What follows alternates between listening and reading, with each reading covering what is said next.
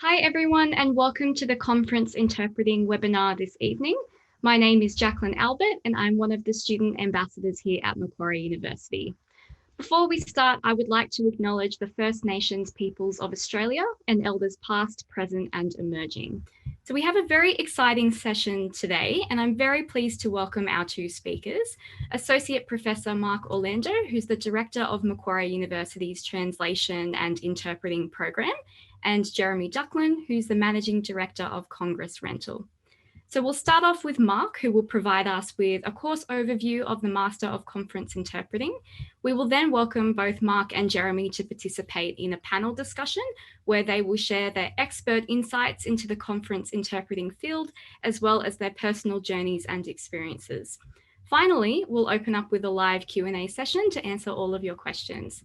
So without further ado, I'll now hand over to Mark. Thank you very much, Jacqueline, and good evening, everyone. Good morning, wherever you are, because I know from the registrant lists that we have people from overseas as well. So wherever you are, hello. So as was said, my name is Mark Orlando. I'm the current Director of Translation and Interpreting at Macquarie. I'm also a practicing conference interpreter. I've been doing this for more than 20 years now. I'm also an educator and trainer and a researcher specifically in interpreting studies and in conference interpreting, interested in technologies. But that's not the point for today. The point is to try today to present our degree in conference interpreting, and in particular to practitioners, because what we wanted to do in this session was to target people who would like to upskill and who would like maybe to be trained as conference interpreters if they haven't been trained as conference interpreters. And I know that some students have registered, and it's great. It's very important for you to get that type of information as well. But the idea was really as well to talk to those who have already experience who in interpreting in other contexts and settings than the conference one. And also to give them access probably to the course in a different way to students. Just for information, we will have in 3 weeks a session specifically dedicated to starting any of our courses here if you're a student interested in TNI, as we call it, and that will be on the 8th of December at 5 p.m. as well. So our course in conference interpreting has been actually revamped quite recently. I joined Macquarie University 18 months ago from another university here in Australia, and we have actually revamped the course because we wanted to open the course to more languages than before, but also because there are quite a few changes and trends in the profession that we have to take into account now when we train conference interpreters. And we'll talk about this with Jeremy. I'm very glad that Jeremy accepted the invitation, so thank you in advance. So I'm going to share one slide with you, which is the slide, a slide that we use generally as a flyer. So I hope that's fine and you can see it on screen now. It's just simply for you to probably have a more insight on what the course is about. So it's normally a 2-year course, but it's a course that can be shortened, as I said, to up to 1 year if you have already received a qualification in interpreting, if you have experience. So this will be on a case-by-case basis. When we assess this, you will have to apply and contact us, and we will discuss this with you. But the course is a full degree in conference interpreting. We are focusing on most advanced, consecutive and simultaneous techniques of interpreting. The course, as you can read and see here, has been endorsed by NAATI at the highest level, which is the level of Certified Conference Interpreter, which means that the curriculum has been assessed and is endorsed to be preparing well for the NAATI certification test for those of you who would be interested in this. The course is also featured on the schools directory of AIC, the International Association of Conference Interpreters. For those of you who are interested, you could find their website online and you will see what sort of courses are on that list.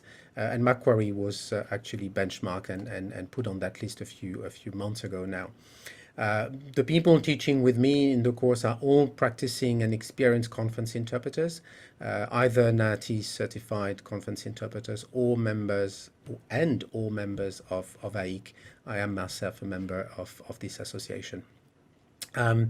We have very interesting equipment here. So we have specific lab with soundproof booths where all the training is done, but we also use portable equipment to make sure you're trained to that. We also use new technologies now to make sure that interpreters are prepared for one of the important trends of the last 18 months, i.e. RSI, remote simultaneous interpreting, but we'll get back to this in a few minutes. As we said in the announcement for this event, the course is offered paired with English in 5 languages: Chinese, Mandarin, French, Japanese, Korean, and Spanish. We also plan at Macquarie to run some short courses from time to time, focusing specifically on certain skills and certain techniques. But yeah, that's it for this. And as I said, our curriculum has been reviewed recently, has been changed to make sure that we match the realities and the demands of the profession today. A thing we are going to cover in a minute with Jeremy. I'll stop sharing and go on with you maybe to justify the fact, for example, that the languages are the ones they are. About 2 years ago, I ran a survey in the region to see what were the languages in the regions that were in demand in conference interpreting, and these were definitely the 5 languages that you would have on offer regularly or on demand regularly. So this is why we have decided to limit this to these languages, but it might change in the future as well. There are other languages around. The course is offered only on-site. There is no online version of it because, when it's the 2-year, the first year can be done online, but the second year, which really focuses on interpreting practice at the deepest level, long consecutive, in many different settings and different contexts, simultaneous interpreting in both directions, into different directions, and using different modalities as well. So this is definitely a course that needs to be done on site specifically for that second year. We want interpreters and students in the booth to use the technology, to use the equipment, and we want to be with them to do that. So Macquarie offers other courses online for interpreting and translation, but the conference interpreting one is definitely one that has to be taken on site, at least for that second year. So those practitioners who would be interested, please contact us. You will find the address, and I'm sure everything will be circulated by the organizers of this event. But yeah, contact us. Let's make sure that that you get the answers you need to get to see if you can join us. As I said, as those of you who are already qualified or certified and have experience as interpreters and would like to upgrade their certifications or their practice and their skills, you can join us and receive up to 1 year of recognized prior learning and experience. So that's hopefully, I hope, attractive and appealing to many of you.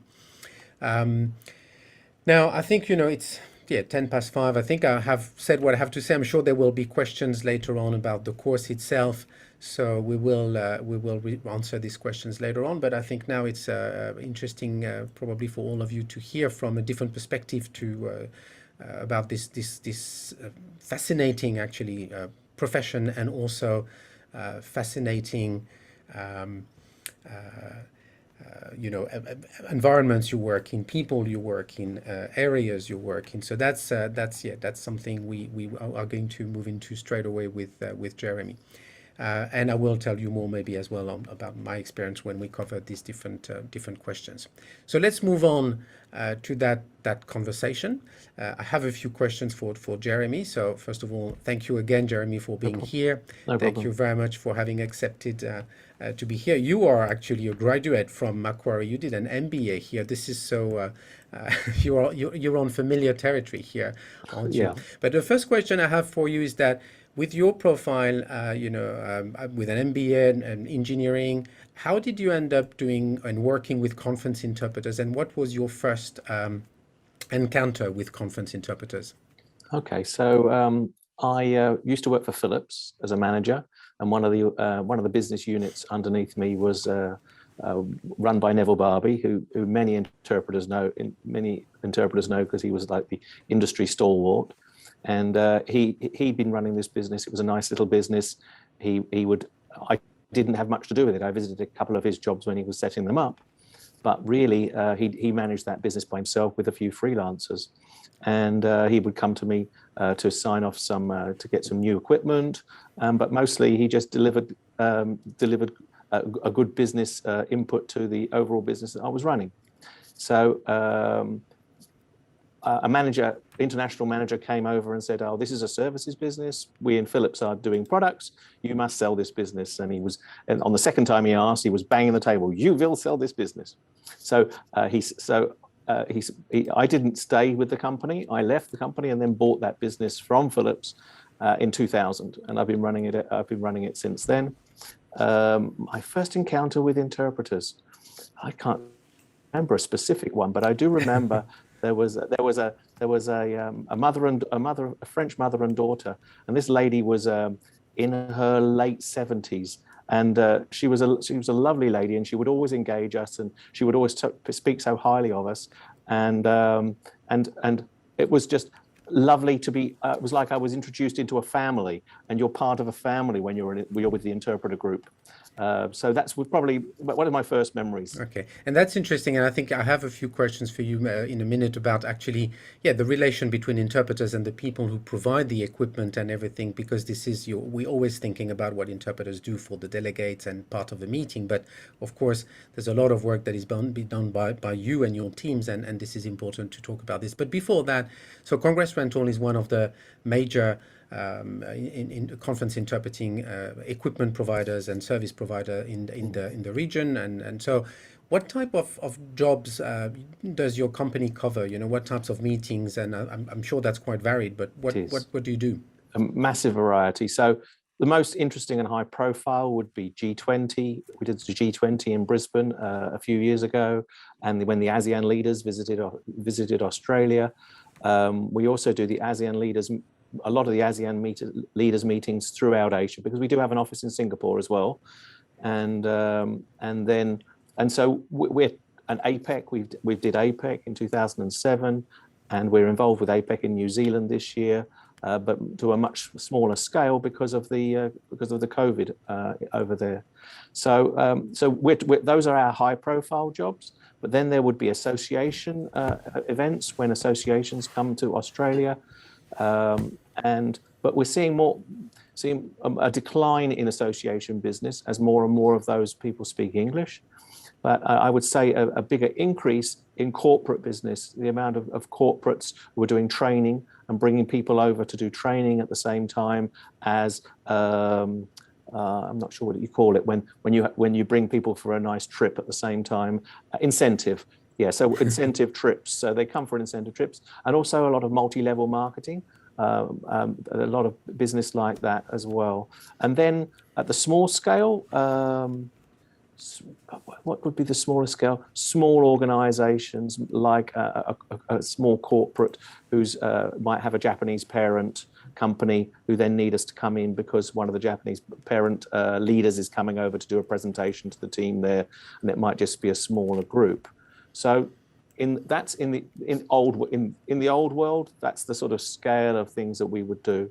But I won't touch on new world, sort of new COVID thing. That's because it's a different topic, I think. And we'll cover that as well in a minute, because that's true. Our profession and your profession, of course, has changed quite a lot as well in the last 20 months, and interestingly as well. But we'll get there in a minute. I had a question.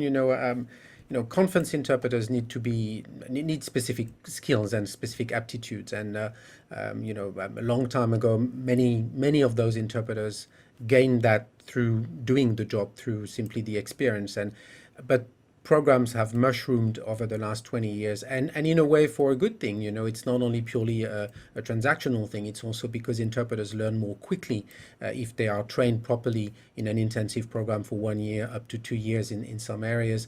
And what they would have learned in 5 or 10 years, in the field, they can learn it more quickly in universities or in training programs. But from your point of view, and again, as someone who's not a trainer of interpreters, who's not an educator of interpreters, but you are sometimes an educator of clients. But from your point of view, what are the qualities, the aptitudes, the skills, and even soft skills that make a good conference interpreter? Now, there's the language side of thing is the part that sort of defeats me in terms of giving you an answer. because that skill of being able to convert listening and talking at the same time is an amazing skill. And when I talk at sort of with my friends at dinner, we might be talking about it, and someone might ask what I do. And they say, oh, interpreting, yes. And I said, well, just think about trying to listen in English and speak in English at the same time. That's hard enough. But to then actually do the conversion and make that meaningful in the context of the language you're converting it into is a really, really high level skill and a really intense. And we, on the technical side, we have huge respect for the interpreters and what they do. Now that's what they do, and that's what they're going to get from you. From what I think is, we have to remember that we're in the services industry.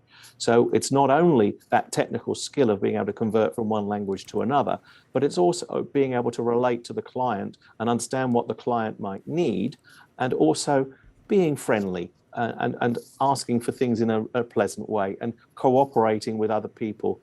In the old days, there were some interpreters who were a bit highfalutin.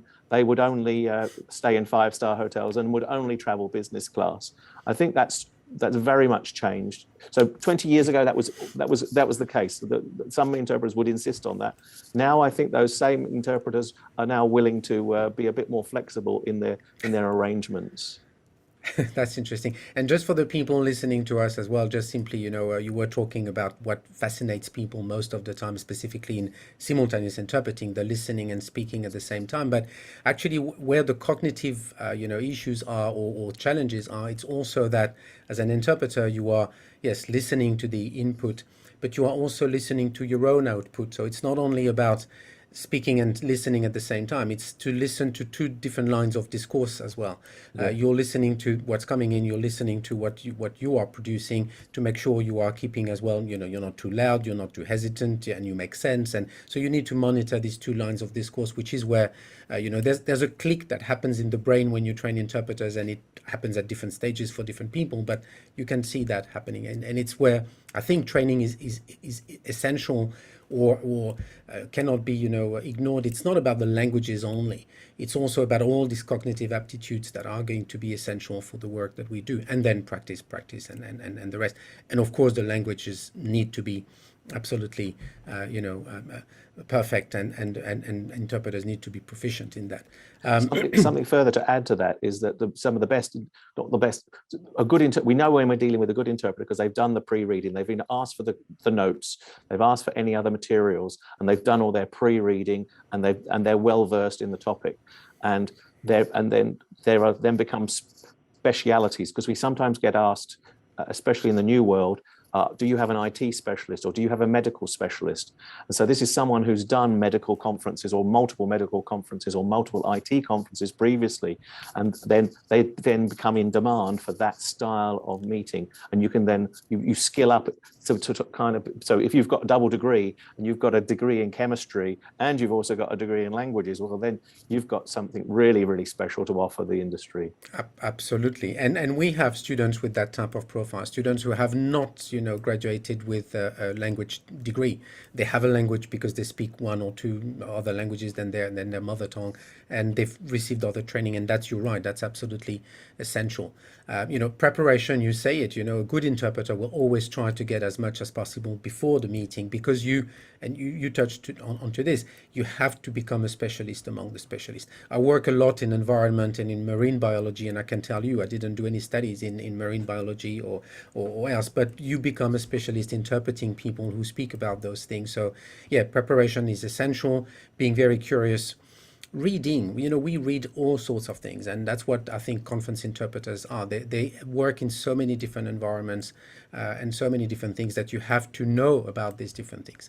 I work in the sport area. I work for the tennis in Melbourne. I work sometimes for the rugby around here, but I do also all sorts of other things. And luckily I have an interest in this, but sometimes I have to interpret in things where that's not at all my cup of tea, but that's my job, so I do it. But you're right, preparation is really, really, really essential. What can you tell us, again, before COVID, what can you tell us about the regional market? Because I'm pretty sure people will say, yeah, look, that's not the UN here, or that's not the European Parliament, or so what about the market if we say, Asia Pacific at large, Southeast Asia, Asia Pacific at large, what sort of regional market was the market before COVID, or even now?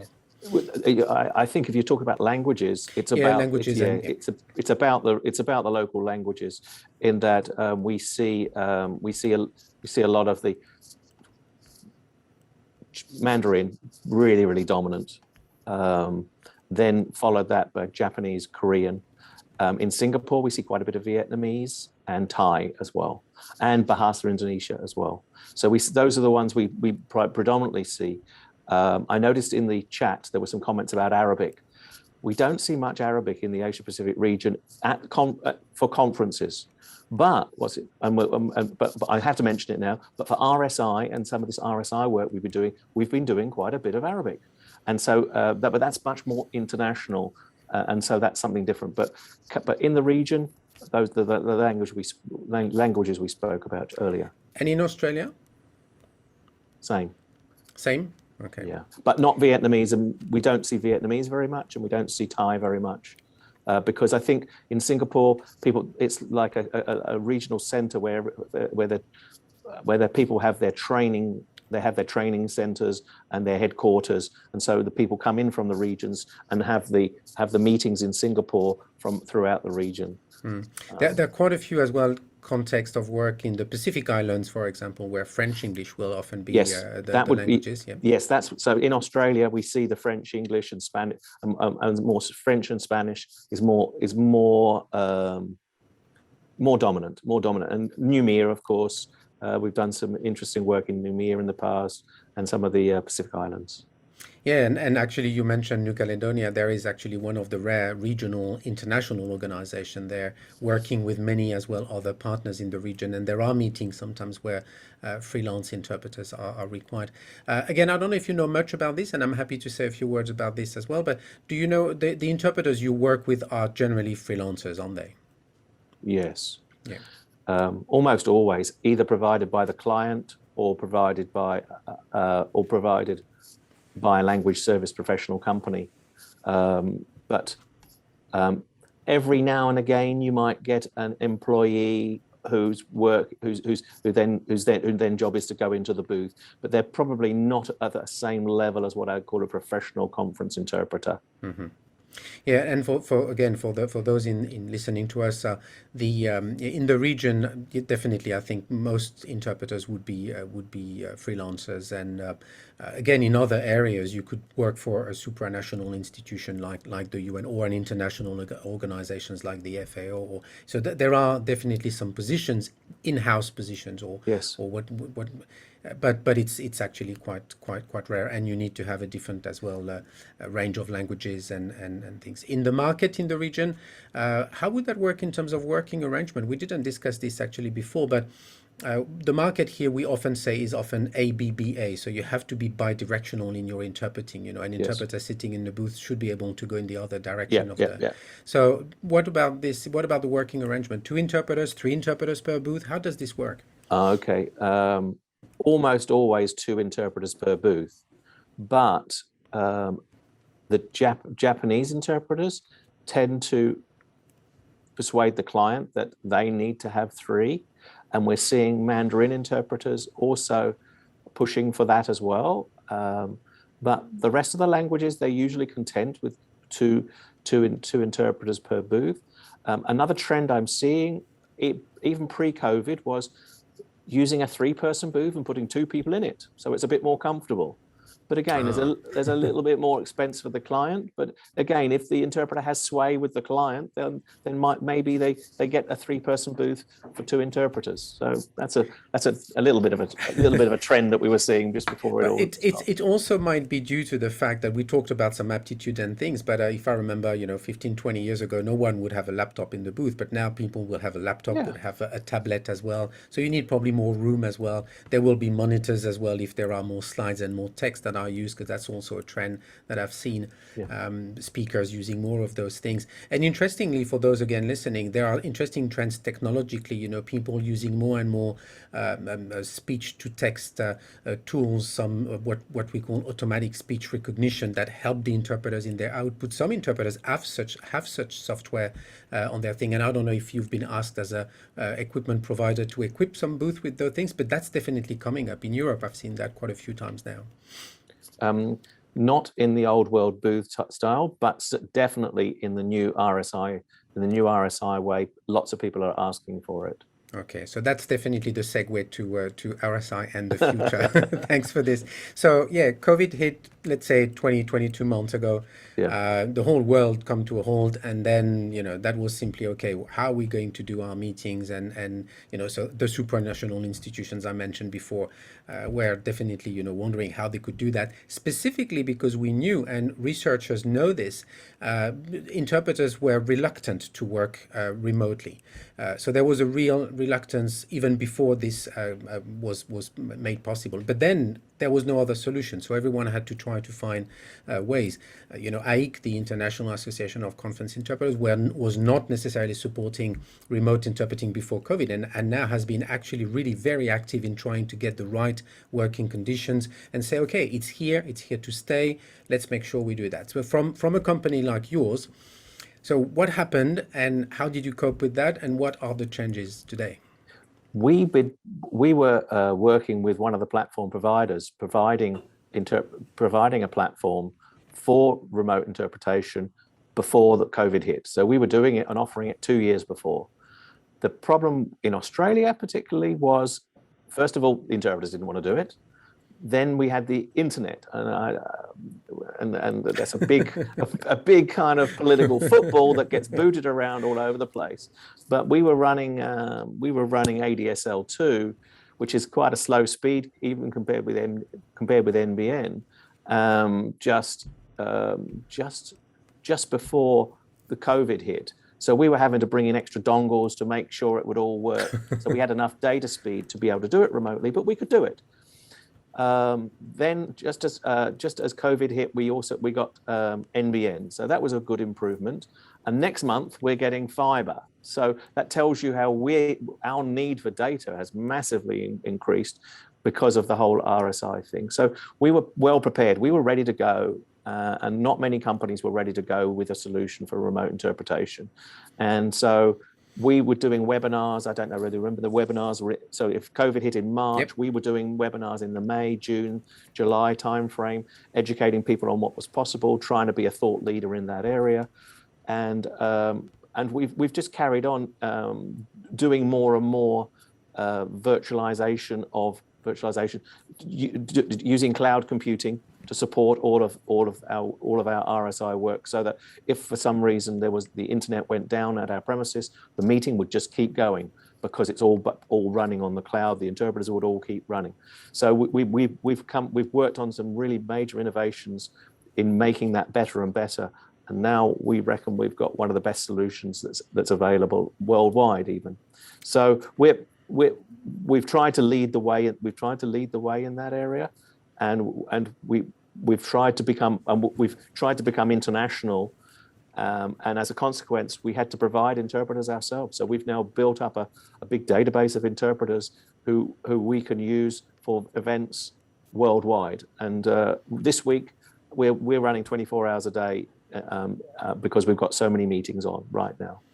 That's interesting, and I agree with you. The way the platforms have evolved in the last 18 months, has been quite amazing. Yeah. And I agree as well. I've worked for using your equipment and your company and your platform, and it's definitely a great one, and that definitely looks after the interpreter's needs, and so that's fantastic. But the others as well, I've seen a few others that were very, not really good when we started using them 18 months ago, and they're getting better. Everybody's improved, I think. And the other thing is, the other important thing about the platform is the platform is just a piece of software. It's the support and the technical services that sit behind it that's the important thing. Just like we could hand you in the old days, we could hand you a console and then leave you to it. but it's not about that. It's about having someone to support you should anything go wrong, another interpreter in another booth on the wrong channel.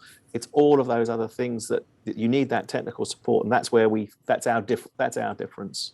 Yeah, and again, for those listening, so we've been talking about RSI, so remote simultaneous interpreting. That's the new thing. There are some meetings back on site now, and people want to go back on site because they know, you hear delegates say it in meetings, they want to catch up again because they know a lot happens normally on the margins of the meeting. They have opportunity to talk about different things, sometimes to even resolve issues outside the meeting itself. So people want to be back, but everyone is clearly saying that RSI is to stay for a certain amount of meetings, which in a way is great because many meetings were not interpreted before and they are now. It's also great for some interpreters in some regions who were dependent on the work in the region. If you take Australia, many interpreters had to only work in for events here. Now they have the possibility to work, as you said, globally. And if they are happy with the times that are offered to them and the conditions, everything can be done. So quick question about equipment and thing, because RSI is possible only if you have the right equipment. So most interpreters, I think, today work from home studios. So those who would definitely go that way. You can't really improvise things from one day to another. You really have to invest and look at the best microphone, headsets, screens, the way you organize your room, and Ethernet and not Wi-Fi. So cable internet and not Wi-Fi, those things. But from your point of view, hub, home studio, what do you think? I think on the scale of things, a hub is a better solution because you've got a more reliable, internet. For example, the example I gave earlier, we're having fiber put in, which guarantees you higher speeds and everything's, and you're all together. So you're working as a team again. So that's the whole thing about interpreters. They're not just individuals, they're team. They talk about a team. Our team of interpreters is going to do this, team. So now with RSI, it's each individual is working, and it's really it's a compromise. So so if you've got to do it, you've got to do it. I think the solution provided with a hub is a better solution than working from home. But working from home is still a reasonable solution in most circumstances. You sometimes get weird things happening with dogs barking in the background, someone doing some washing up in the background. We hear all kinds of weird things happening in the background, and perhaps the interpreter's so engaged with what they're doing, and they're so involved in that they can't hear what's happening on their own microphone and what's happening in the background.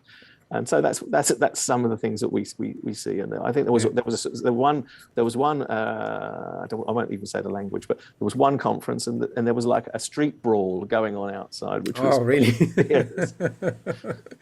Okay.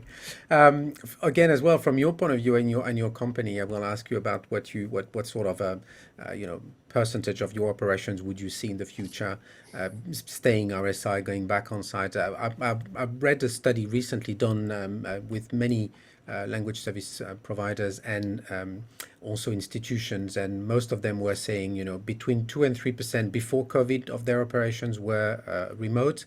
During COVID, around 60%, maybe more for others. And everyone is saying that about maybe 30%, 40% of their operations will be after COVID still RSI. Do you have the same view, or? I just don't know. Because our business is not just SI or RSI. We're doing conference microphones that we sub-hire to people. We're using the same equipment for silent conferences.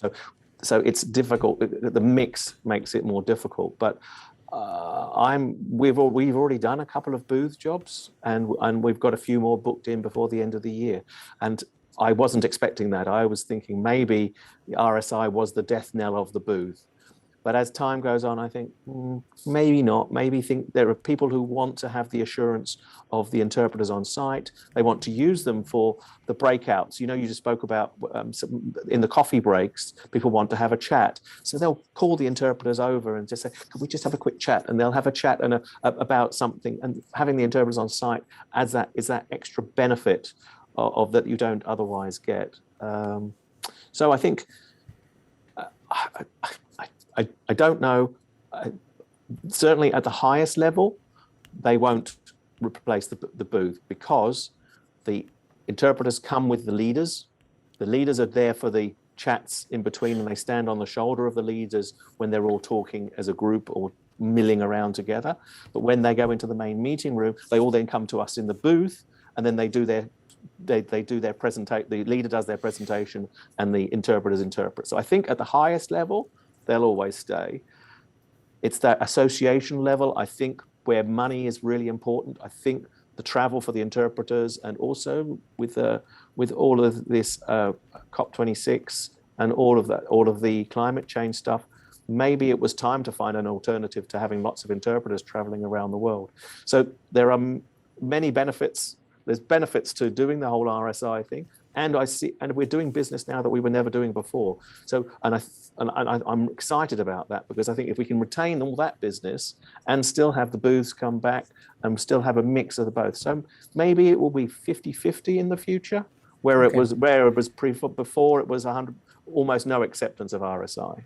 Okay, interesting. And for us, as I said before, as trainers and people who train future conference interpreters, this is exactly that. We know we have now to introduce RSI in training. Yeah. We are working actually on setting up a room here at Macquarie, which will not be the interpreting room that we have with booths, but another room where we are going to equip the room as an RSI room, so that students know what type of equipment they need to use, and they're going to practice what we're doing now, actually, working in 2D with different things where you can't really see your partner, but you can have different tools helping you doing this. So that's important as well, to include this in training. And again, I say this for the people listening. It's interesting for us as well to have the relation like with a company like yours and some of your, I should say, competitors, or simply other providers, to make sure that we also are in touch with them about training and about educating. That's extremely important. Look, I realize we have about 23 minutes before the end of this session, so we are going to move into the Q&A. Before we do that, thank you so much, actually, Jeremy. That was very interesting. It's always interesting to talk to you about what you do, and I was very happy I could have had a conversation with another conference interpreter, but I thought it would be way better to have a conversation with someone who has a very different angle and perspective on the job. So thank you. No problem at all. Jacqueline, over to you. Thank you so much to both of you. That was a really informative discussion, and I do hope that everyone watching got something out of that. So we do have quite a few questions that have come through, so we will endeavour to get to as many of them as possible. And if we aren't able to answer your question, please feel free to contact Macquarie University's Future Students team, and we'd be more than happy to answer your questions there. So we'll get started. So the first question that we've had come through is, do you plan to offer the conference interpreting course for Auslan interpreters? That's a very, very good question. No one in the world today offers conference interpreting for Auslan. So our plan here, and actually I can't say too much because it's still dependent on the way the university is going to be flexible in what we can offer. But our plan is to make sure that Auslan interpreters who want to go to a master's pathway have an opportunity to join some of the conference interpreting units that we are offering. So it's still in the making, so I can't say more, but there's definitely something I personally would like to do. Our Auslan trainer would also like to see happening, because you can see now at the European Parliament Conference, Commission, UN, you see Auslan interpreters in the room, several of them around the room providing conference interpreting for sign language. So that's definitely something we are thinking of, but it's probably not exactly tomorrow, but it should happen. Got something to add to that. I'm on the ISO committee for the RSI platform development. I'm not sure whether we ever discussed that before, but the part of that is to include sign language interpreting into the specification for the ISO platform, for the ISO definition of what a platform should provide and support. So certainly the platform providers are getting ready for it. And thank you for the Auslan interpreter. I'm sure we'll ask this question, because this is also something, I'm not going to lecture you on this now, but there is less and less divide or gap between sign language interpreting and spoken languages interpreting. Now there's, in research, in practice, in training, there's more and more overlap, and people are really looking at that, and we are definitely, how can we have all of them together? Yeah. Wonderful, thank you. The next question we have here is, does the course include the NAATI Conference Interpreter Level Test, or do you have to sit and pay for that separately? Yeah, this was the old world when universities were endorsed and actually at the time accredited to run training and also run the test themselves. When NAATI developed a new scheme in 2018, it was made clear that tests will be run by NAATI. So now institutions like ours are endorsed based on the curriculum that we have, the activities, how we prepare translators or interpreters, and in this case, conference interpreters. And we've been endorsed on the basis of that curriculum as being okay for the students to run their test. Now, yeah, you will have to take it outside the program. Quick word on this for those who are wondering why this happened. I think it creates a way more objective and transparent way of certifying interpreters. When it was done within RTOs, within universities, there were lots of, uncertainties in some areas and something. So universities are not doing that anymore, and that's great because I think we need to separate qualifications and certification. So we provide the qualification at master's level, and then interpreters who are interested sit the test they want to sit. Perfect. We have a lot of students asking about the Arabic language, which you may have seen in the chat. So would you be able to speak to opportunities to do that with the masters and what we offer and what we don't offer essentially? Yeah, it's and Jeremy touched on it before as well. It's interesting.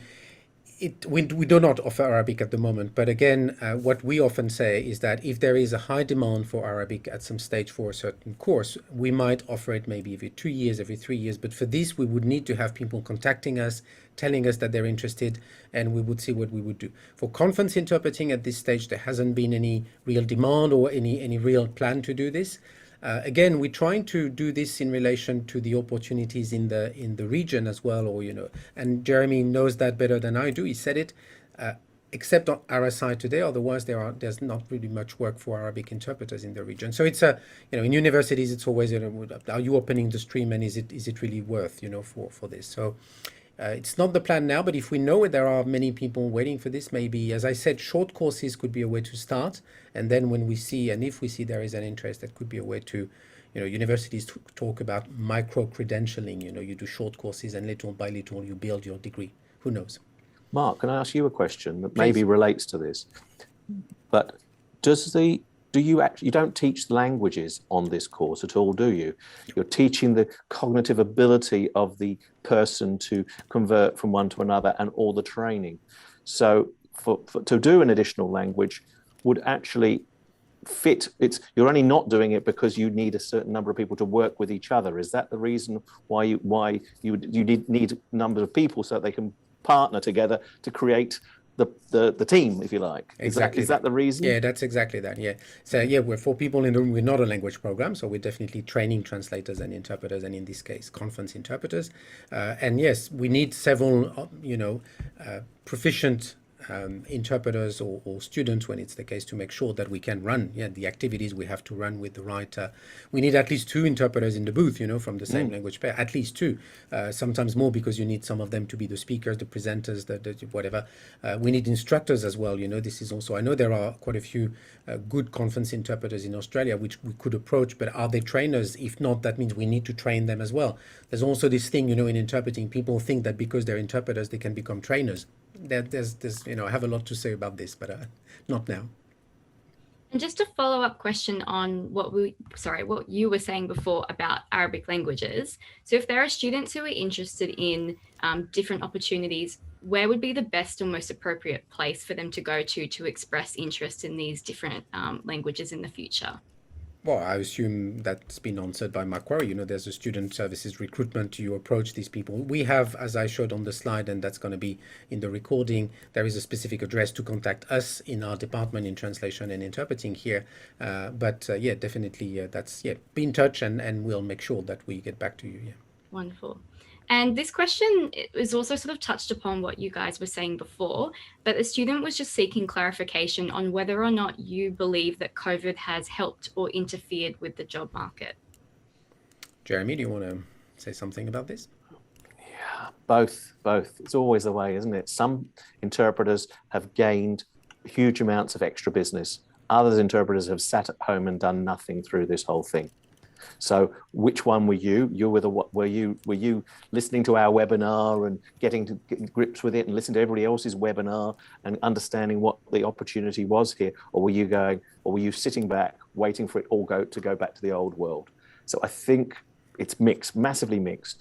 I see a lot of the younger people are really into the RSI. They're getting it and they're moving on, and they're moving in, and it might be kind of for those that are a little older, this might be their kind of, okay, perhaps I'm not going to do this as much as I used to. They'll stick with what they used to do, and they won't be as involved as before. But I suppose that's kind of an evolution of everything, isn't it? That things move on like that.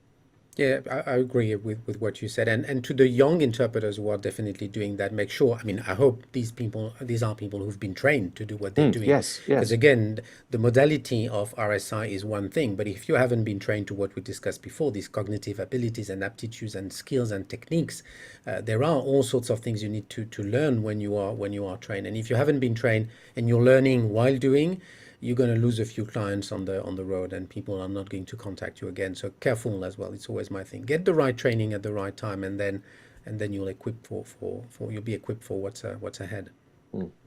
And that actually follows on really well to this next question, and it's just a training sort of certification question from someone.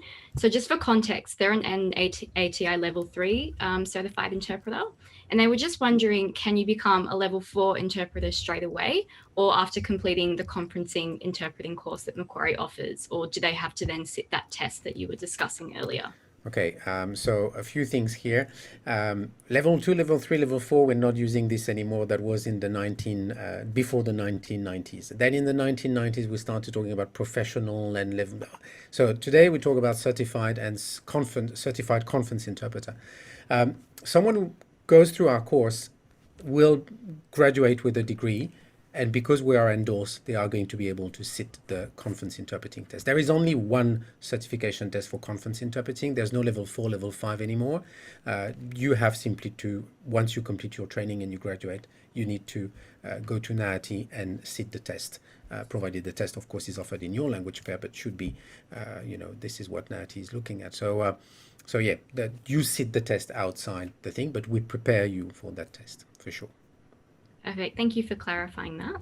And I did have another question here, and it's to do with the work-life balance and how you sort of work as a freelancer, but you're also considered a highly skilled professional. So this student was wondering how that essentially works practically. So their question is asking, is it like a full-time job, or are you essentially juggling between multiple casual jobs, if that makes sense? Well, I think it depends on the language pairs, and again, I think the modality you're working in. That's true that pre-COVID, some languages would do only a few conferences a year, and the rest of the time you have to have another job, maybe as a translator, maybe as a trainer, or maybe something completely different. Journalists or people do different things, and are also conference interpreters when there are opportunities. With RSI, I think even in some languages when there was not that much work before, there is way more work, and Jeremy talked about this before.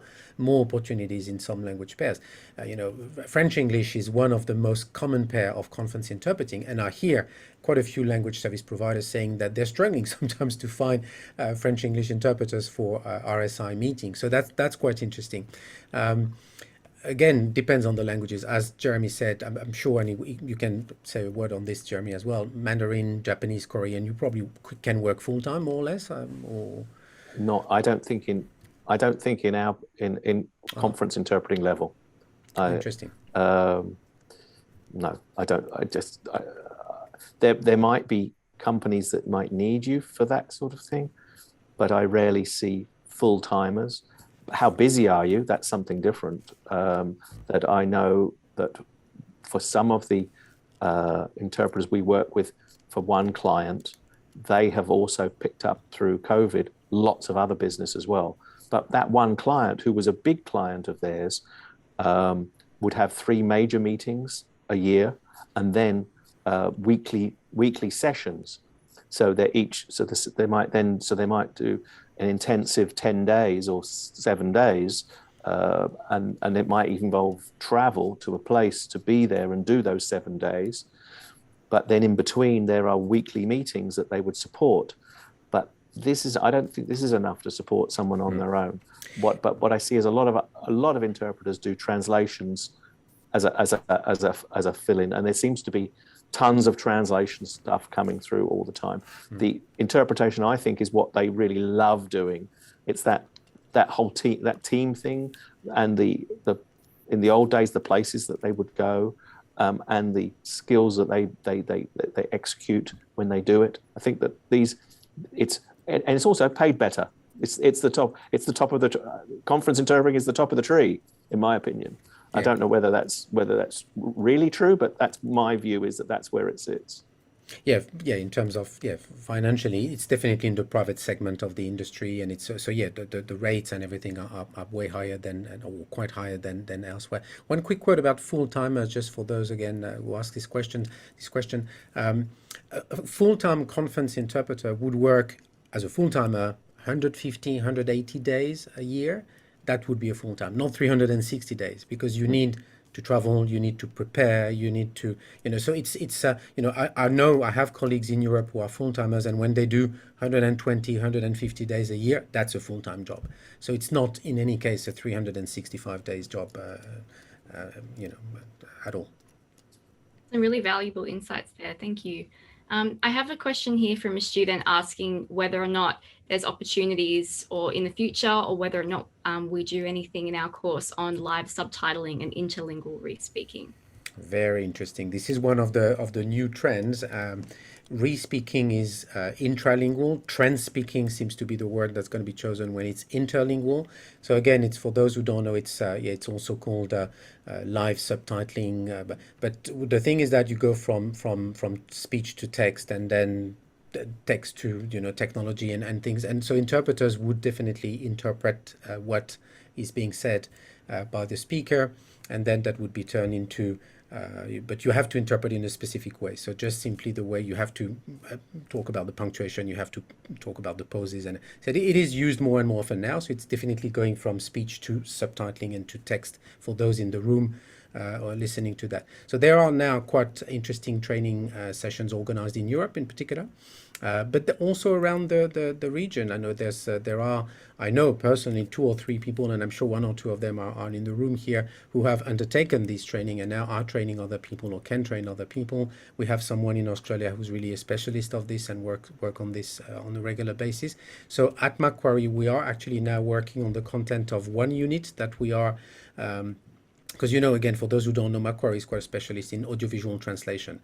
We have 2 or 3 specialists in the program for this. So it mixes this as well. So you need some simultaneous interpreting, you need some audiovisual translation skills. So we are mixing this in a unit. So we will probably start offering that as part of the course in the future, definitely. But we're also thinking of short courses on re-speaking. So stay tuned about this, because 2022 we are going to offer a few short courses in these areas as well. Thank you to the person that asked that question. That's a really good question. We do have time for one more, and I feel like this is a good one to sort of wrap up the discussion that we've been having. And this question is just asking, where do we find information about conference interpreting opportunities? Is there an agency or an organization that's good to look at to start? Or did you have any advice for those students? So if people are talking about job opportunities, I don't really know that, but you can, if it's talking about conference interpreting and knowing more about conference interpreting, definitely I mentioned AIC before. They have a good website, and that could be a good thing, to consult and to have a look. There's quite a lot that is posted on social media. I'm on LinkedIn and I'm on Twitter. I follow lots of conference interpreters and conference interpreting associations or organizations, and there's a lot you can learn from there. For those who like to read, I could recommend 2 actually books that have just been released. One is the new Routledge book on conference interpreting, which actually looks at everything, even the regions, the markets, the trends, and everything in training, in research, in technologies. That's quite an interesting one. It's a Routledge book that is, I think, to be released next month. And there was a very interesting one released by colleagues from the University of Geneva recently, a few months ago, on the 100th anniversary of conference interpreting, because conference interpreting apparently was born, and it's now agreed by historians, in 1919 at the Treaty of Versailles. And so 2019 was the 100th anniversary, and there's a fantastic book called 100 Years of Conference Interpreting, a Legacy, that you can find as well, where you would find lots of things about the history, about what it has become and where we're going. Wonderful. But social media, plenty of things on that as well. Yeah. Jeremy, did you have anything to add to that? No, I won't add to that. Okay, no worries. Well, thank you to both of you for all of your amazing stories and your advice. It was really interesting and insightful. And I'm really sorry to all of you who asked questions that we couldn't get to. As I said, please feel free to contact Macquarie University future students if you would like to discuss this further, and we'd be more than happy to assist you. So we'll be sending you an email next week with a recording of this session, and it'll have our contact details in that and a further option to book a one-on-one personal consultation with our expert advisors. And finally, we look forward to welcoming you to Macquarie University soon. So thank you again, everybody, and I hope you have a lovely night. If I may say just a few words, thank you very much for the 103 or 4 people who turned up. I hope that was useful, and feel free to be in touch, as Jacqueline said, with us. Jeremy, thank you very much. I really appreciated your time and your input on this. So thank you very much. Let's make sure we catch up soon as well. Yeah, sure. Thank you, everyone. Thank you. Thank you.